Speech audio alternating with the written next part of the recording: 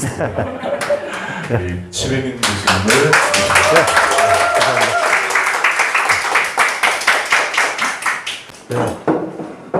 너무 반갑습니다. 그리고 아닌 게 아니라 장소 변경이 더 잘 된 것 같아요. 분위기도 아늑하고 사실 대강당이라고 해가지고 굉장히 대강당 하게 되면 꼭 약장사가 된 기분이 들거든요. 대강당에서 강연할 때는요. 근데 이런 자리에서 하게 되면 아무래도 좀 더 친근하게 소통하는 느낌을 받기 때문에 좀 다행일 거라 생각이 들고요. 그리고 제가 잠깐 제 얘기 시작하기 전에 시간도 좀 절약할 겸 해가지고요. 자, 이 노래 하나를 제가 제 제목하고도 여기 저는 연령층들이 뭐 보니까 대충 보니까 좀 다양할 수 있을 것 같아요.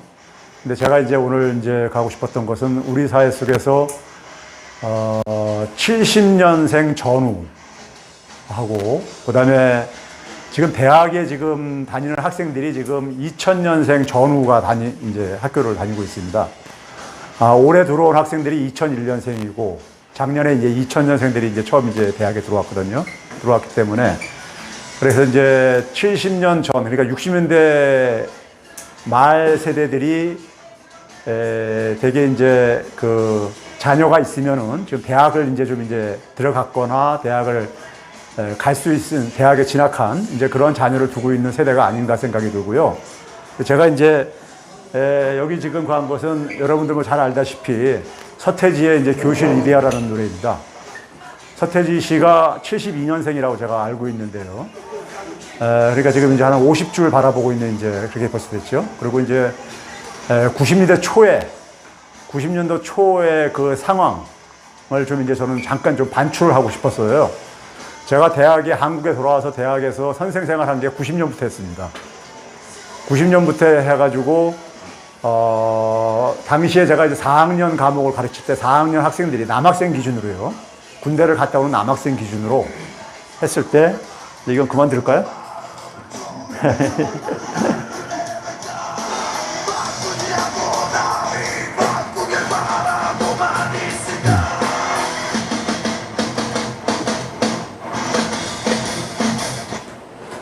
예, 90년, 그 상황을 제가 이제 잠깐 반출을 해보면요. 90년에 제가, 교단에 섰을 때, 그때 이제 4학년 학생이 남학생들 같은 경우 군대 갔다 와서 이제 복학생으로 다니기 때문에 84학번이었었어요. 84학번이요.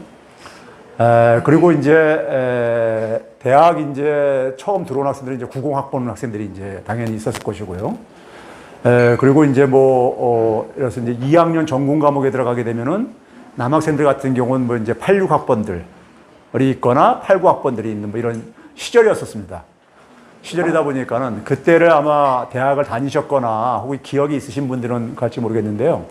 참 그 당시 상황은 굉장히 좀 어색한 풍경들이 좀 많이 좀 이렇게 드러나고 있었습니다.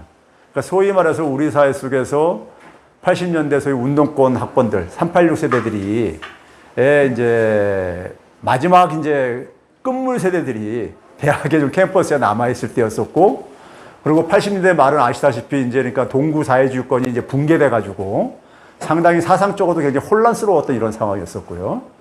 그러면서 이제 90년대 초에 이제 90년대 초의 학번들이 굉장히 좀 다른 모습들을 가지고 이제 다른 모습들이 좀 드러나고 그랬었습니다.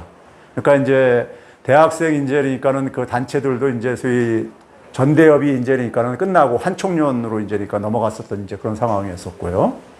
그런 상황에서 당시에 90년대 초의 학생들을 제가 그 당시엔 제가 충분히 이해를 못했던 것 같아요. 솔직히 이제 고백했을 때요.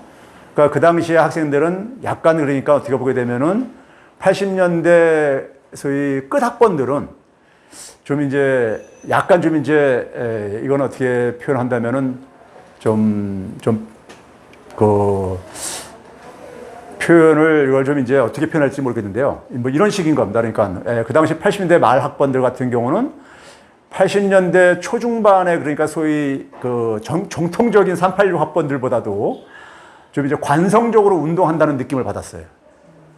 그러니까 이제 거의 이제 그러니까는 선배들이 그렇게 해오고 그러다 보니까는 그 연장선에서 관성적으로 해온다는 느낌을 받았었고, 그러다 보니까 그 다음 학번들 같은 경우 90대 초에 이제 그러니까 이 들어오는 학생들 후배들조차도 제대로 이제 그러니까 우리 그 당시 이제 학생들이 이제 운동권에서 얘기하는 게 지도라는 표현, 지도도 제대로 안 되고 있었고, 그리고 90대 초 학번들은 뭔가 좀 다른 어떤 하나의 이런 그 고민이 좀 시작되고 있었던 것 같아요.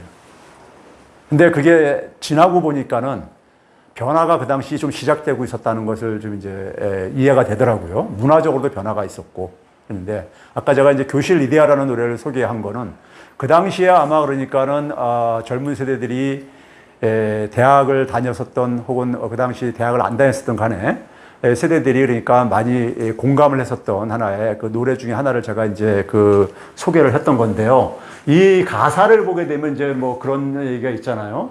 이제 기존에 이제 그러니까는 우리가 그 교육 체제 속에서 교육 체제에 대한 어쨌든 간에 소위 그 의문을 제기를 하고 거기에 대한 그러니까 거부, 저항 이런 게 이제 그러니까 드러났었죠.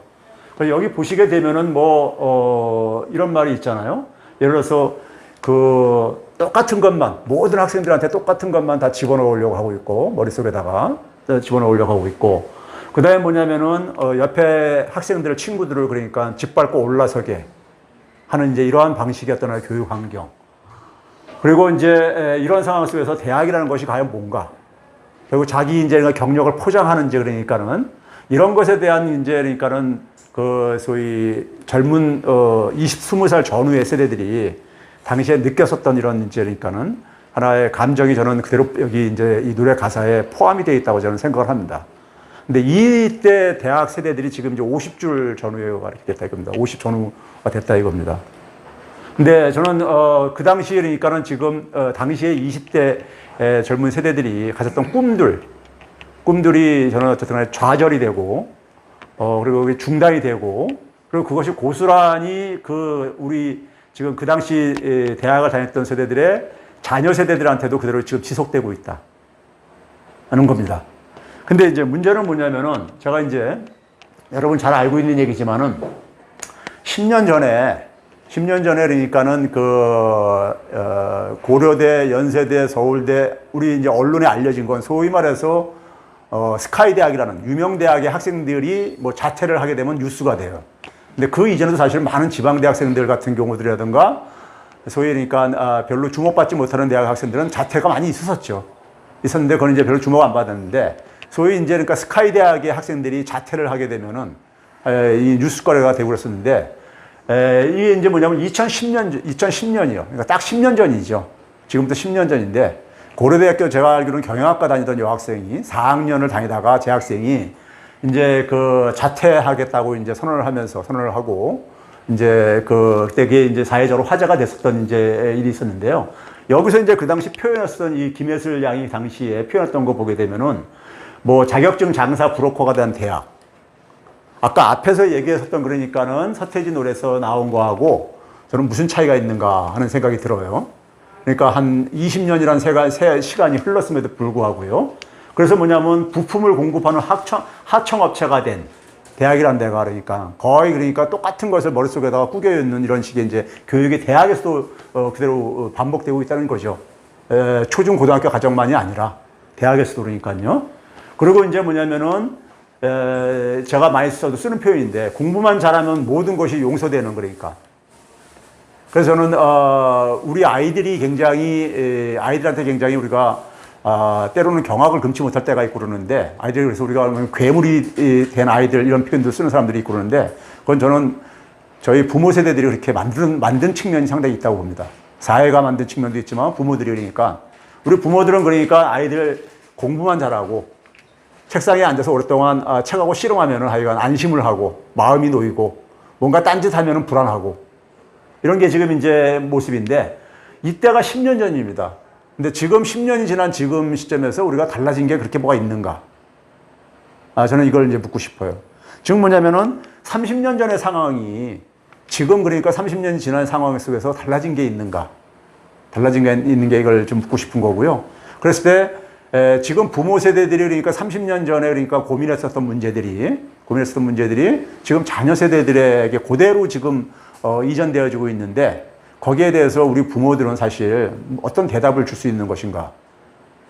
이걸 좀 이제 화두로 좀 던지고 싶은 거고요. 그래서 좀 이걸 이제 그러니까 제가 주제로 좀 꺼내고 싶은 거고요. 그래서 제가 최근에 이제 책을 하나 신간을 좀 집필을 했습니다.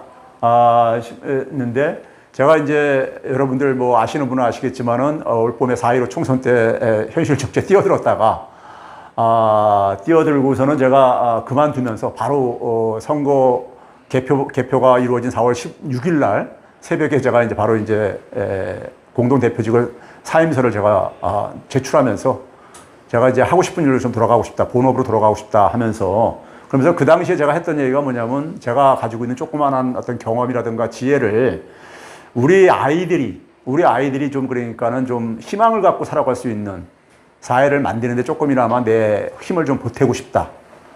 그래서 그걸 위해서 마지막에 내가 갖고 있는 모든 어떤 에너지를 좀 투입을 하고 싶다 해가지고 그게 아무래도 그러니까 강연이라든가 제가 유튜브 방송하는 최백은 TV라든가 아니면 당연히 도구들이니까 수단들이 있는 거고요. 책을 저술한다든가 이런 걸로 제가 일단은 시작을 하겠다고 이제 얘기를 했습니다. 그 첫 약속으로 제가 이제 그러니까 책을 이제 집필을 한 겁니다. 그래서 지금 이제 변화하는 상황들에 대한 그러니까 제가 제 문제 인식을 이제 저는 인간형을 좀 이제 우리가 바꿔야 된다. 하는 얘기로 이제 제가 이제 압축했기 때문에 호모 엠파티쿠스라고 이게 이제 그러니까 엠퍼시라는 영어에 그러니까 엠퍼시 단어에 그러니까 그리스어죠. 그러니까 그래서 이제 공감형 인간이라는데 이런 책을 좀 냈는데요. 좀 구체적인 내용들은 이 책을 좀 이제 살펴봐 주시고요.